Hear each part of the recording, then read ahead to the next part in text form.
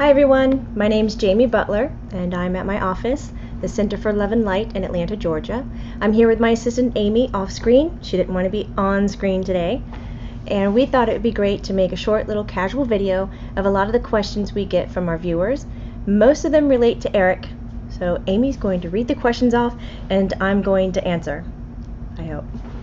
Amy? Jamie Butler, how has it been working with Erik for the past 3 years? Has it been 3 years? Feels like an eternity. Only because he does harass me so much. How's it been? Quite amazing. He's very challenging. He does push a lot of my buttons, but at the same time he has taught me a lot about the afterlife, how not to take myself so seriously, how to loosen up on my language. That's been a real kicker for me since Erik, as we all know, has a bit of a potty mouth, and I don't flow with that very naturally, especially if I'm in a spiritual setting. For me, before Erik, that stuff never meshed, but how he explains the intent behind words and thought has really opened up my eyes. So how's it been? Enlightening and challenging. Hopefully that works. Do we have another one? The next question is, has Erik ever pulled a prank on you? And if so, what is the worst one he has pulled on you? Oh, that's good. He has pulled many pranks on me and at my office. He has shut down computers, phones, voices over some of my recordings, laughter. But two stand out particularly to me. One is I was in a session and he stood out my window and chanted the word apple repetitively. And it was very monotone. It wasn't even exciting, like apples for sale. It was apple, apple, apple. And I swear to God, every time I see an apple, I think of him now. Thank you, Erik, wherever you are. And he got my daughter to chant the word apple and convince her few friends in the backseat of the car to chant the word apple when I was driving somewhere. So for 15 minutes, solid, 3 kids in the backseat, 5 years old, chanting apple. That kind of blew me out of the water. I was a little freaked about that because she doesn't do that kind of stuff. And why would she pick the word apple? It just was a little weird. But the one that was most frightening was probably 2 weeks ago. We have a gas stove and I turned the burner on and it didn't light right away, so it was going click, click, click, click. And as soon as it lit, this huge sound came bellowing from all over the kitchen, and it sounded like a gas leak had broken, So my heart is outside of my mouth. I'm running. I'm scared to walk around behind the stove because it's in an island, but my instinct is go protect your family.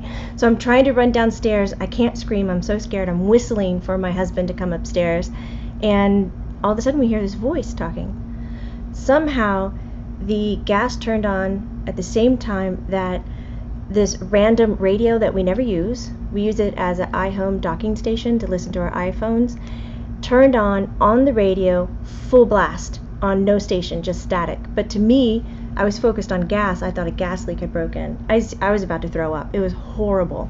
And it wasn't until later that day, I was working with him and his mom, and he goes, "Hey, how was your morning?" And I could just see it on his face. Oh my God, I'm going to kill him, but I can't because he's already dead. Sometimes I wish I could put some force on him like you would like a big brother, just hit him solid or knock him down, but he looks at me and just smiles. It's to keep us on our toes, and I hope if you're watching, he's pulling the same level of prank on you too. All right, one more question? One more question. What do you think it is that makes Erik so relatable and that people are so drawn to him and what he has to say? He's real. That's a great question. He is himself. He never wavers. He won't back down even if I tell him, Erik, this is kind of inappropriate. I feel that you should, pull back and meet the person's needs. And he'll look at me and say, no. He'll tell him, I'm going to tell him straight up. And he'll just dive in. And inside me, my heart is sinking. My stomach is like, I would never say it like that to someone. And then surprisingly, this is where a huger lesson comes in. Because if you're ever going to be a translator or in the spirit world or even just straight up translator between two humans, you can't put your personal opinion in the middle of it. It doesn't work. And he was teaching me one day, you've got to sit on the fence, Jamie. You can't go to one side or the other. I need you on the fence so that I can work with you. I'm like, okay. So even if my heart is sinking and falling apart, he says, this is the way that I'm going to do it. And he'll try to tell me, stop stuttering. And then every now and then in the middle of it, he'll say, can you get a deeper voice in there? You kind of sound like Minnie Mouse. And he'll say these things constantly while we're delivering very forward, very deep, very touching information. And you just look at him and you just go, Erik, come on, that's so inappropriate. And just smiles. He never wavers. He is always himself, and I admire that. I wish everybody could have a slice of that. I guess those are our top 3 questions. All right. I hope that helps some of you with how it is to work with Erik Medhus. If you want to know more about Erik, please go over to his website. His mother, Erik Medhus, has put together an amazing story.